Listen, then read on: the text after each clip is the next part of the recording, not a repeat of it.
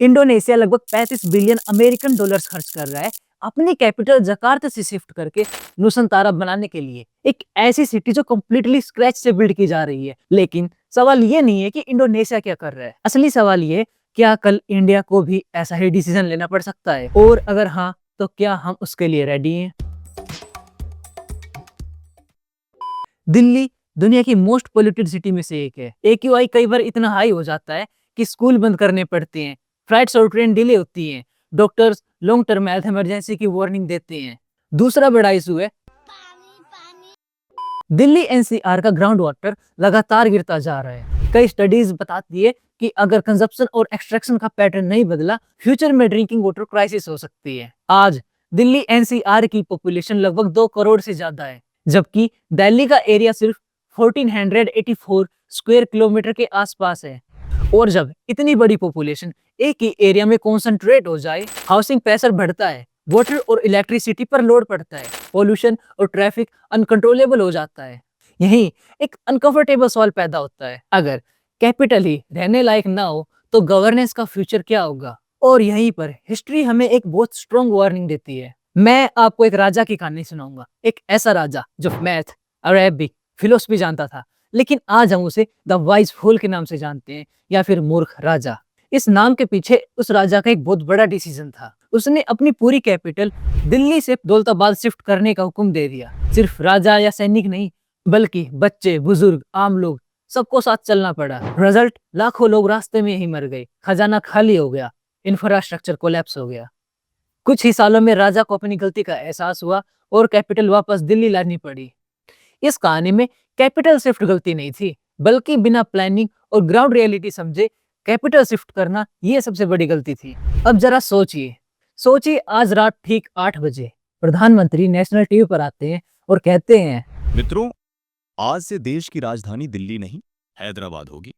सोचिए क्या system ready होगा, क्या लोग रेडी होंगे, क्या हम हिस्ट्री रिपीट करेंगे, या फिर हम इस बार कुछ अलग कर पाएंगे? और यहीं पर इंडोनेशिया की स्टोरी सिर्फ फॉरेन न्यूज नहीं रह जाती, ये एक केस स्टडी बन जाती है। आज इंडोनेशिया की कैपिटल जकार्ता है, इकोनॉमिक और पॉलिटिकल हर्ट, लेकिन प्रॉब्लम्स इतनी गहरी हो चुकी है कि शॉर्ट टर्म फिक्सेस काम नहीं आ रहे। Problem number 1, sea level and flooding. Jakarta एक कोस्टल सिटी है और क्लाइमेट चेंज की वजह से सी लेवल राइज हो रहा है। आज जकार्ता का लगभग 40% एरिया सी लेवल से नीचे है। हाई टाइड में समुद्र का पानी शहर के अंदर आ जाता है। फ्लडिंग रोज की बात बन चुकी है। एक्सपर्ट्स कहते हैं 2030 और 2050 के बीच जकार्ता के बड़े हिस्से परमानेंटली डूब सकते हैं। Problem number 2, economic concentration.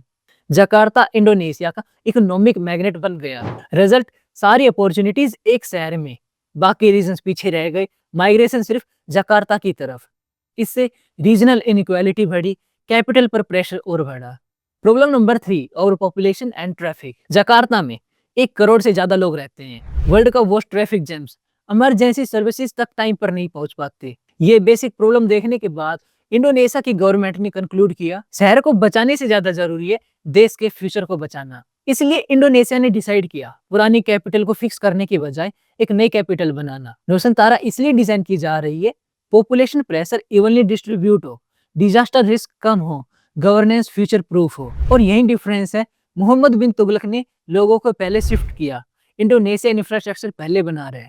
अब सवाल वापस इंडिया पर आता है, क्या इंडिया को भी नई कैपिटल चाहिए, या डिसेंट्रलाइज्ड गवर्नेंस, या मल्टीपल पावर सेंटर्स? इसका जवाब सिंपल नहीं है, लेकिन एक बात क्लियर है, जो डिसीजन 1947 में लॉजिकल था, जरूरी नहीं कि वो 2050 के इंडिया के लिए भी सही हो। 1947 के बाद इंडिया के पास 2 ऑप्शन थे, या तो नई कैपिटल स्क्रैच से बनाई जाए, या फिर ऑलरेडी बिल्ड इंफ्रास्ट्रक्चर यूज किया जाए। इंडिया ने सेकंड ऑप्शन चूज किया, इसलिए दिल्ली हमारी चॉइस से ज्यादा एक इनहेरिटेड कैपिटल है। ये तो थी फैक्ट्स और हिस्ट्री की बातें। अगर मैं अपना ओपिनियन शेयर करूं तो मुझे नहीं लगता कि हमें इंडोनेशिया की तरह एक सिटी बसाने की ज़्यादा ज़रूरत है। हमें ज़रूरत है एक डिसेंट्रलाइज्ड गवर्नेंस की। मैं आपको एक एग्जांपल देके समझाता हूँ। आज इंडिया में 50 से ज़्यादा यूनियन मिनिस्ट्रीज़ है, जो मोस्टली दिल्ली में पैक है।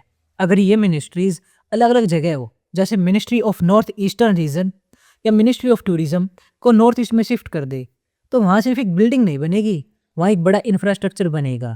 जब बड़े बड़े मंत्री, ब्यूरोक्रेट्स और फॉरेन डेलीगेट्स वहाँ रेगुलर आएंगे, तो एयरलाइंस को फ्लाइट बढ़ानी पड़ेगी, होटल बनेंगे और वहाँ के लोकल यूथ को वर्ल्ड क्लास एक्सपोजर मिलेगा। जब हजारों लोग काम के सिलसिले में इन स्टेट्स में ट्रिप करेंगे तो वहाँ की हॉस्पिटैलिटी और टूरिज्म सेक्टर बूम करेगा। लोकल टैक्सी वाले से लेकर होटल मैनेजर तक सबकी कमाई होगी, जिससे रीजनल इनइक्वालिटी काफ़ी कम हो जाएगी। खैर, ये मेरा ओपिनियन है, गलत भी हो सकता है। आपका क्या ओपिनियन है कमेंट सेक्शन में ज़रूर बताएं। और अगर आप जानना चाहते हैं कि इंडिया की जो इतनी सारी फैल थी वो कहाँ गई, आप इस वीडियो पर क्लिक करके देख सकते हैं।